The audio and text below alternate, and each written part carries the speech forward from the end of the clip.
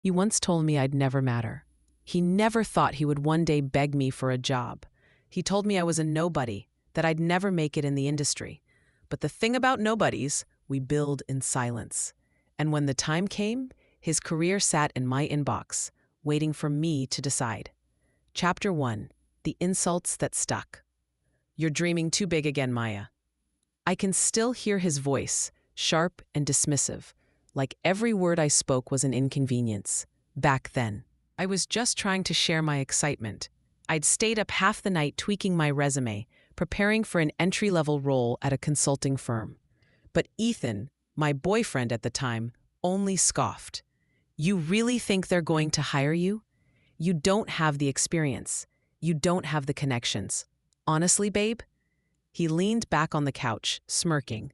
You're a nobody in this game, and nobody gets hired. The words sliced deeper than I let him see. I laughed it off, hiding the sting behind a smile. Well, everybody starts somewhere, right? Ethan shrugged. Not everyone. Some people just aren't cut out for it. You should focus on something realistic. Leave the big jobs to people who actually matter. That was Ethan in a nutshell. Always needing to be the loudest voice in the room. Always cutting me down when I dared to dream bigger than the box he wanted me in. At first, I told myself it was tough love, motivation in disguise. But over time, the pattern became impossible to ignore. Every new opportunity I pursued, he had a reason I wasn't good enough. Every success I managed, he minimized. And when I didn't fold under the weight of his doubt, he grew meaner. One night, after I told him I'd been asked to lead a project in my internship, he laughed out loud. Lead? You? Come on. They're just letting you run errands with a fancy title. Don't embarrass yourself by thinking it's more than that. The worst part? I started to believe him. I'd look at myself in the mirror and hear his voice instead of my own. Maybe I was reaching too high. Maybe I was a nobody. But here's the thing about words like his. They don't disappear. They linger, echoing in your chest until one day you decide you're done letting them define you. The night he finally left, trading me in for a girl with less ambition and more willingness to orbit his ego, I sat in my empty apartment with a glass of cheap wine and made myself a promise. I wouldn't just prove him wrong. I'd prove myself right. I'd climb, I'd grind. I'd become someone he couldn't dismiss, someone whose name carried weight in the very world he told me I'd never belong to. And years later, when his resume landed on my desk, I realized the insults he thought would break me had built the exact weapon I'd use to end him. Chapter 2: The Rise. The first few months after Ethan left were the hardest. His words clung to me like smoke. Nobody. Not good enough. Leave the big jobs to people who matter. I carried them everywhere, into interviews, into long nights of studying job postings, even into my reflection in the bathroom mirror. But instead of letting them choke me, I learned to turn them into fuel. Every doubt became a dare. Every dismissal, a challenge. I started small, an entry-level assistant role at a mid-sized consulting firm. The pay wasn't glamorous, the hours weren't kind, but it was a foot in the door. Are you sure you can handle this workload, Maya? The hiring manager asked during the interview. I smiled, steady. Try me. And I did more than handle it. I thrived. I stayed late when others clocked out. I learned not just my role, but everyone else's. When senior analysts needed research, I had it waiting before they asked. When presentations were due, I double-checked every number until the slides practically shined. Within a year, I wasn't fetching coffee. I was presenting data alongside the very people Ethan once claimed I'd never measure up to. The promotions came slowly, then all at once. First to junior analyst, then associate. Each step felt like stacking bricks on a foundation he swore would crumble. There were nights I'd collapse onto my bed exhausted, staring at the ceiling with a quiet smile. Not because it was easy, but because I knew he'd never believed I could do it. And yet, there I was, building the very life he told me was impossible. By the time I hit 5 years at the firm, the name Maya Alvarez carried weight. Clients remembered me, executives requested me. My inbox filled faster than I could clear it. And one morning, when my director stopped by my desk and said, "We'd like you to oversee the new expansion," I realized I wasn't just proving Ethan wrong anymore. I was proving myself right. I moved into a leadership role, one with hiring influence, the kind of position where my voice carried into the boardroom, the kind of position Ethan used to insist I'd never even get to sit near. One evening, as I locked up my office and glanced back at the nameplate on my door, I let myself whisper the words I'd swallowed for years. Not a nobody. I didn't know it yet, but fate was about to hand me the sweetest proof of all. Because just weeks later, a resume would land on my desk, stamped with a name I hadn't spoken aloud in years. His.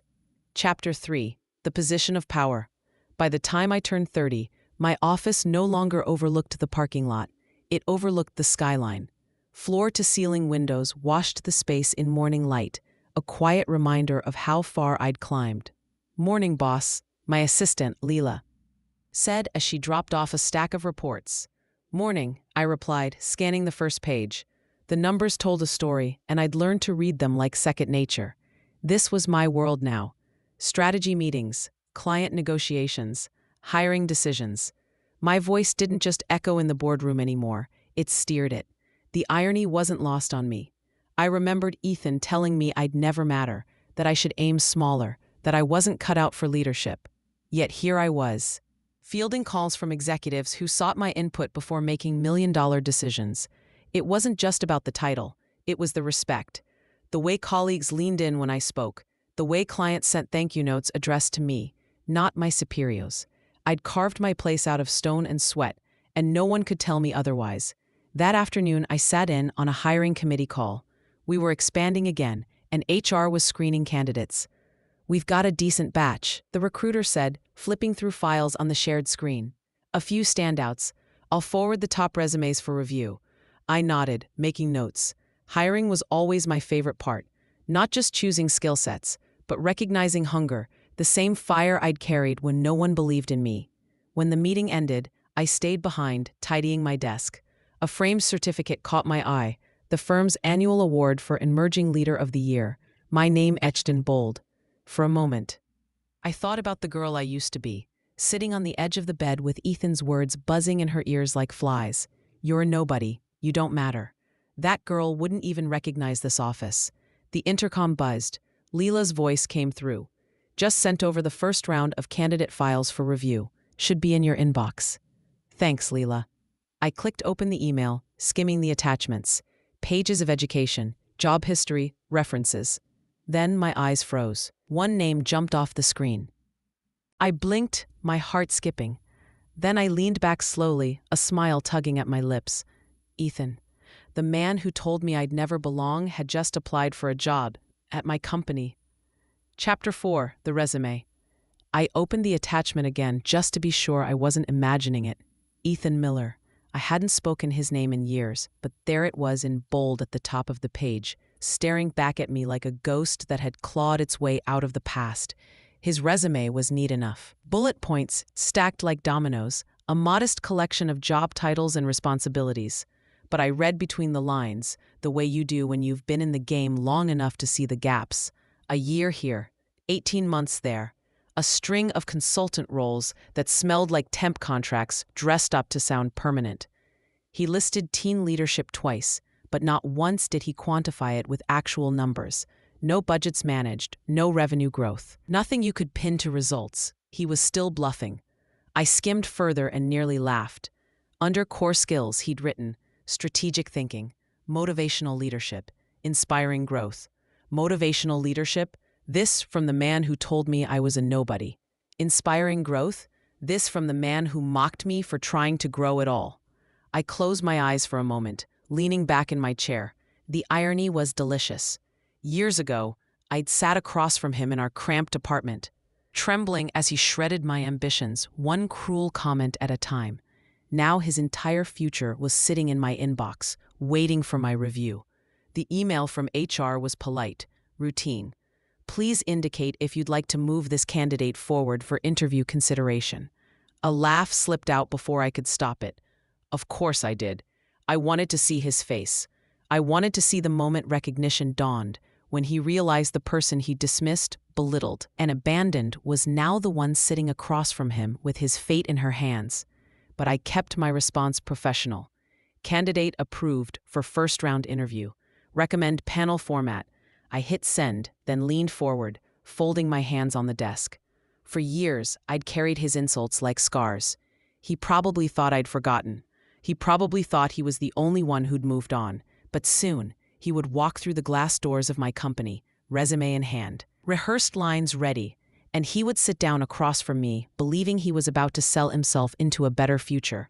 He had no idea that his past and mine were about to catch up with him. Chapter 5. The Interview Setup. The email came 3 days later. Candidate Ethan Miller scheduled for Thursday, 10:30 a.m. Interview panel. Hiring manager, myself, senior analyst, HR representative. I stared at the calendar invite, my lips curving into a smile that wasn't entirely professional. "Everything okay?" my assistant, Leela, asked as she set a cup of coffee on my desk. "Perfect," I said, clicking accept.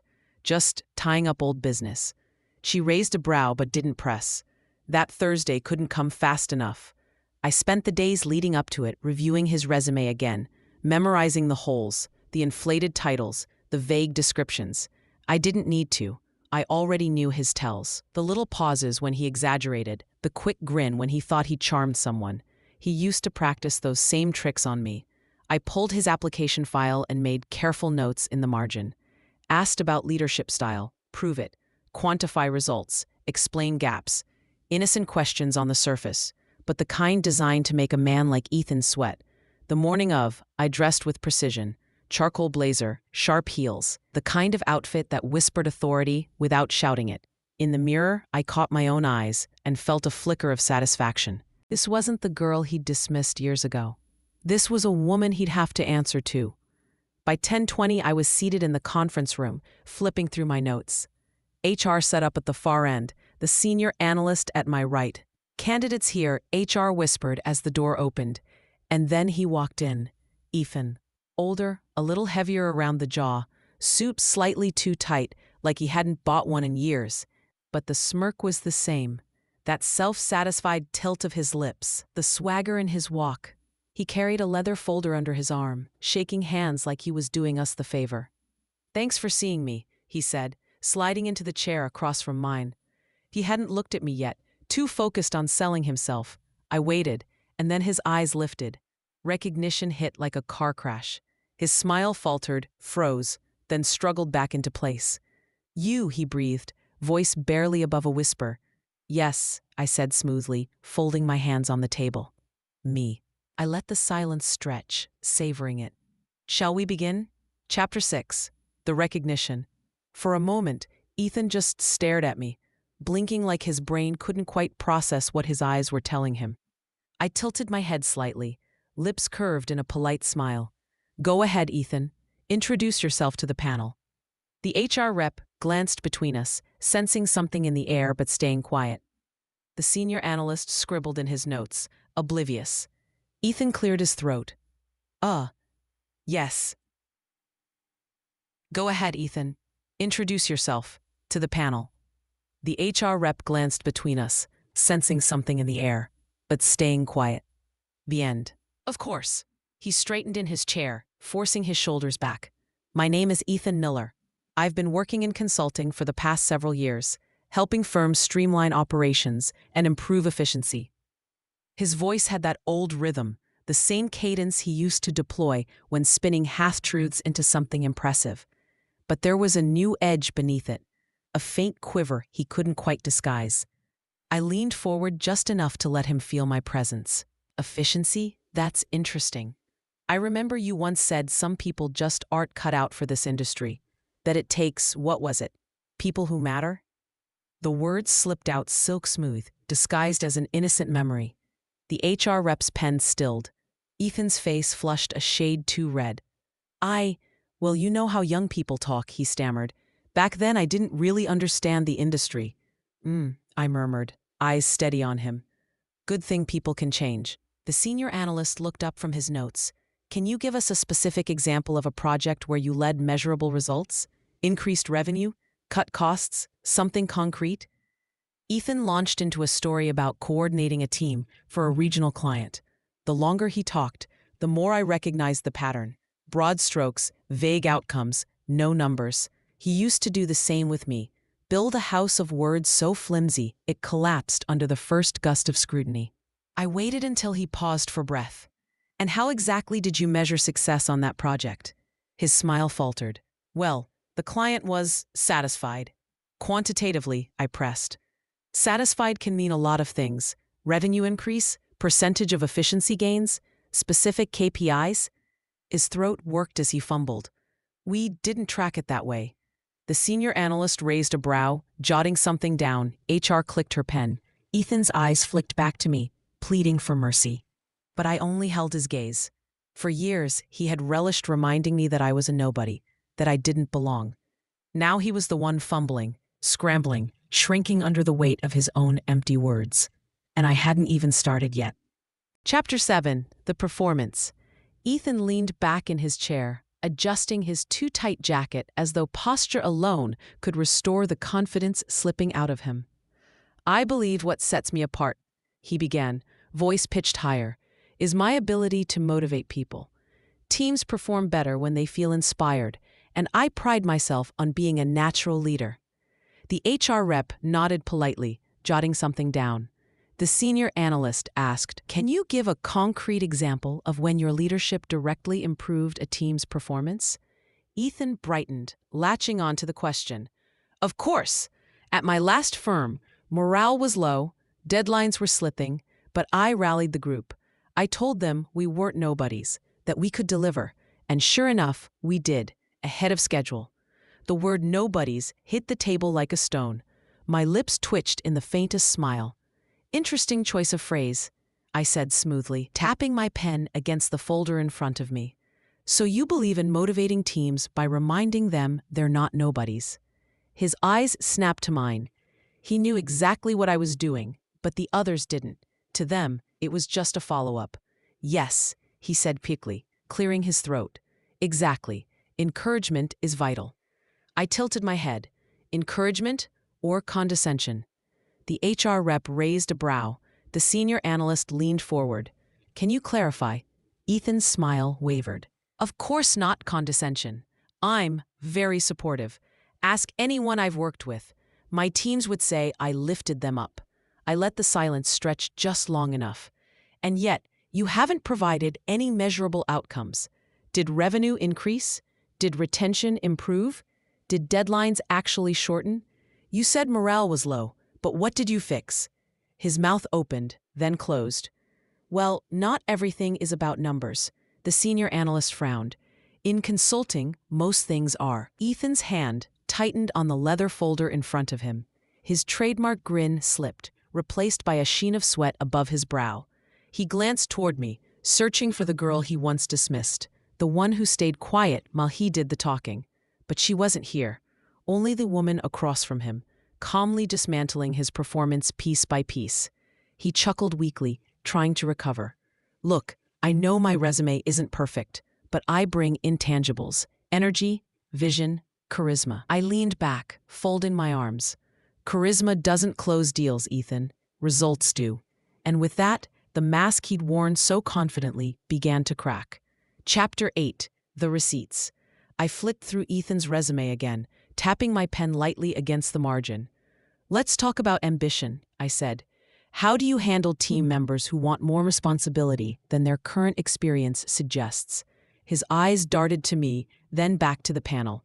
Ambition is fine, he said carefully. But sometimes people aim too high too soon. It's better to keep them focused on realistic tasks until they're ready. My smile was polite, practiced. So you'd tell someone they don't matter in the bigger picture? That they're a nobody until they've proven themselves? The HR rep shifted in her seat. The senior analyst's brow furrowed. Ethan's color rose, creeping up his neck. No, of course not, he sputtered. That's not what I meant. Just clarifying, I replied smoothly, jotting something in my notes. Because words like that can stick. They can shape careers. I let the weight of it hang, then glanced up again. Next question. You've listed strategic leadership twice. Can you give an example where your leadership directly changed the trajectory of a project? He scrambled. There was one time I advised a team not to waste their energy chasing promotions they weren't ready for. I redirected them to where they could be useful. I raised a brow. So your leadership approach is discouragement? Steering people away from growth instead of investing in their potential? His jaw tightened. That's not fair. I was being realistic. Realistic, I echoed softly, the word tasting like old venom. Interesting. The senior analyst leaned forward. Intrigued now. Sounds like you may have suppressed talent rather than nurtured it. Can you point to anyone you mentored who advanced successfully? Ethan faltered. His hands tightened on the folder in front of him. I can't give names due to confidentiality. Of course, I said smoothly. But surely you remember someone. Anyone? Silence. The HR rep made a note, lips pressed tight. I sat back, pen balanced between my fingers, watching him squirm. He'd spent years making me feel small, stripping confidence from every dream I dared to speak aloud. And now, here he was, shrinking under questions shaped from his very own insults. He thought he'd walk into this room and dazzle us with charm. Instead, he was unraveling, and we were only halfway through the interview. Chapter 9, The Collapse. Ethan's smile was unraveling thread by thread. The charming grin that once came so easily now looked strained, desperate, like a mask slipping too far to be fixed. I think, he began, voice thin, that sometimes interviews don't show the real person. I work best when people just trust me. Trust is earned, the HR rep said gently, through evidence and results. Ethan's eyes flicked to her, then darted back to me. Results aren't always numbers. Sometimes it's about the vibe you bring. People like me. I'm good with people. I tilted my head, pen poised over my notepad. Funny. I seem to remember you once saying people didn't like me very much. That I was trying too hard to be part of a world that didn't want me. The words landed sharp, deliberate. The HR rep glanced at me, startled, as though she'd stumbled into something far more personal than a routine interview. Ethan's face blanched. That's not, I never. He laughed weakly, a brittle sound. We're not here to talk about the past, right? On the contrary, I said, voice calm. We're here to evaluate your patterns. Past behavior is usually the best predictor of future performance. The senior analyst scribbled furiously in his notes. Ethan's hands tightened around the arms of his chair. Sweat glistened on his brow. Look, he said, voice cracking just a little. Maybe I don't have all the numbers memorized. Maybe I don't have fancy jargon. But I know how to read people. I can sell. I can close. You need people like me. Need? I repeated softly. Or tolerate? He froze, eyes wide. HR leaned forward. Mr. Miller, I have to ask, are you prepared to provide references that can speak to your measurable results, not just soft skills? I can get those, he said quickly. They'll tell you I'm reliable, valuable, even. His words faltered as he looked at me again, the smirk gone, replaced by panic. For the first time in years, he wasn't the one holding power. He wasn't the man dismissing my worth, chipping at my confidence. He was the candidate in front of me, scrambling, small, his arrogance collapsing under the weight of his own emptiness. I capped my pen slowly, letting the sound punctuate the silence. Thank you, Ethan. We'll take your answers under consideration. He blinked, realizing the dismissal in my tone. Wait, that's it? Don't I get another chance to? But the HR rep was already closing her folder. The senior analyst stood, expression unreadable. The interview was over, and so was Ethan. Chapter 10, The Final Decision. The following Monday, HR gathered the hiring panel for final deliberations. The senior analyst flipped through his notes. Candidate had confidence, but little substance. No quantifiable results, vague answers. He crumbled under basic metrics questions. HR nodded. Agreed. Charisma aside, he doesn't meet the minimum requirements. I'd recommend a rejection email. I folded my hands, my expression calm. I'll handle it personally. They both glanced at me, but didn't question it. After all, I was the hiring manager. The final word was mine. Back at my desk, I pulled up the draft rejection template, but a standard email felt too sterile. No, Ethan deserved something more precise. professional yet pointed. I began typing. Dear Mr. Miller, thank you for your time and interest in the associate consultant position. After careful review, we have decided not to move forward with your application at this time. While your enthusiasm was noted, the panel felt your experience lacked the measurable outcomes and demonstrated growth we seek in candidates for this role. Our company values results-driven leadership and a proven ability to elevate those around you. Unfortunately, your responses did not reflect these qualities. We encourage you to continue developing your skills in order to align more closely with industry expectations. Sincerely, Maya Alvarez, Hiring Manager. I read it over once, twice, professional, polished, not a single word out of line. But laced between the lines was every insult he once threw at me, turned back like a mirror. Lacked growth, not aligned, not enough. I hit send. 10 minutes later, my phone buzzed. An email. Wait. Is this personal? We both know I'm more than qualified. Can't you give me another shot? I stared at the message, a laugh slipping out. He still didn't get it. He still believed his charisma could bend the world. Bend me. I typed a single-line reply. No, Ethan. This was strictly business. Then I closed my laptop, a calm settling over me that I hadn't felt in years. For once, the silence in my head wasn't filled with his voice, telling me I was a nobody. It was filled with my own voice, steady, confident, final. He'd wanted another shot, but the truth was he'd already taken his best one years ago. And now, the game was mine. Chapter 11. The Humiliation. By Wednesday, word had already started to spread. Offices have a way of leaking stories, especially when they're juicy. And nothing was juicier than the rumor that one of our job candidates had completely melted down in an interview. At first, it was just whispers in the break room. Did you hear about the guy who couldn't answer basic metrics questions? Then it turned into chuckles over lunch. He said morale was his best deliverable. Morale. By Friday, the whispers had names attached. Ethan's name. I didn't start the gossip. I didn't need to.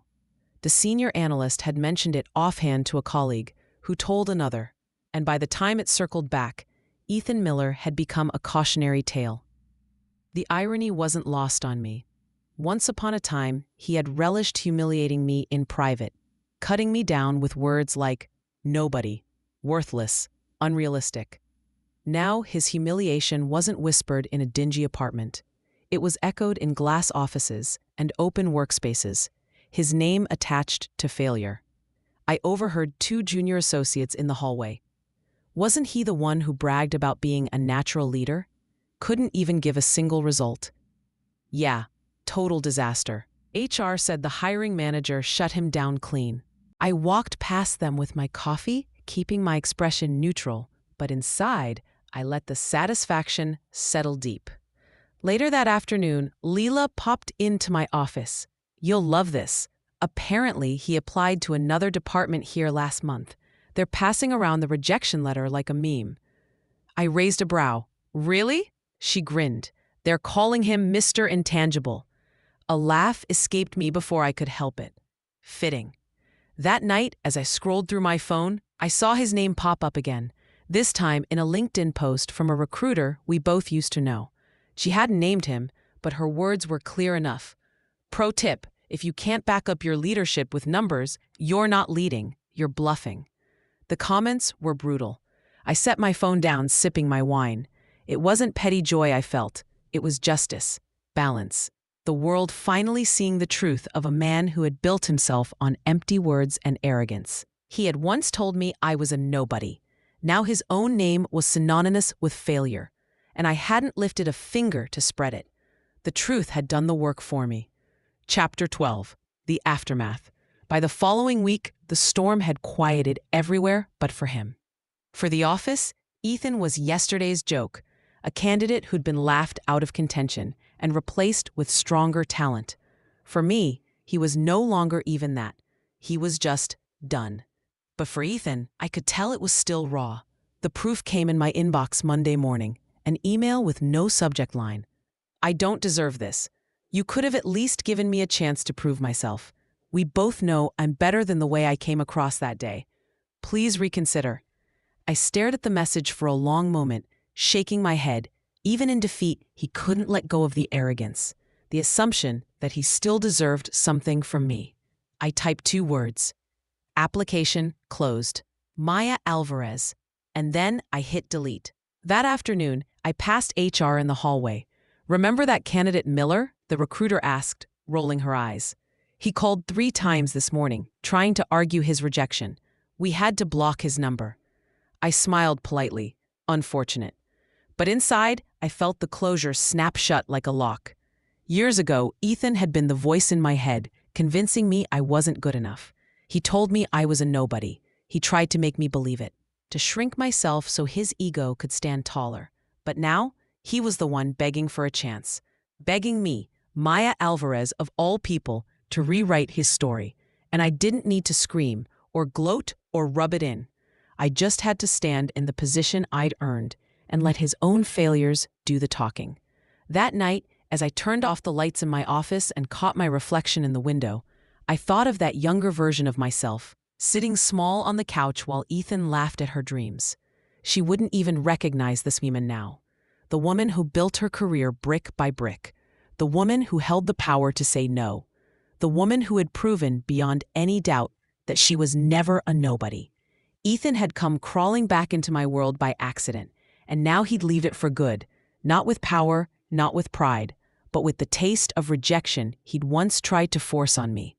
Epilogue. From nobody to nameplate. A week after Ethan's final email, life at the firm settled back into its steady rhythm. Meetings, reports, deadlines. The hum of progress. For everyone else, he was already forgotten. But for me, the echoes of his words lingered, not with pain anymore, but with perspective. I thought back to those nights in our tiny apartment when I'd sit on the edge of the bed, clutching my resume like it was a lottery ticket, his voice in the background, telling me not to bother, telling me I wasn't cut out for this world, that I was a nobody. Funny how the mind holds on to insults like that. They become bricks in your pocket, weighing you down, until you decide to build with them instead. And build I did. I ran my hand across the polished surface of my desk, the engraved nameplate gleaming in the afternoon sun. Maya Alvarez, hiring manager. The title wasn't just a position. It was proof. Proof that I'd climbed, pushed, and carved out a space for myself in an industry he swore I'd never touch. Down in HR, his file was already archived, marked with one word: rejected. I didn't need revenge beyond that. The sweetest ending was that he'd written his own downfall. He came to me. He asked for my approval. And I, the so-called nobody, held the power to say no. That evening, as the office emptied, I stayed behind a little longer. The city stretched out beyond the glass, alive and buzzing with possibility. I poured myself a small glass of wine from the bottle I kept for late nights and raised it toward the skyline. "To the nobodies," I whispered, because I knew there was someone out there right now, sitting small under the weight of someone else's doubt, wondering if they were good enough. And I wanted them to know, you don't need anyone else's permission to matter. I didn't just prove Ethan wrong. I proved myself right. And as far as I was concerned, that was the only ending that ever mattered.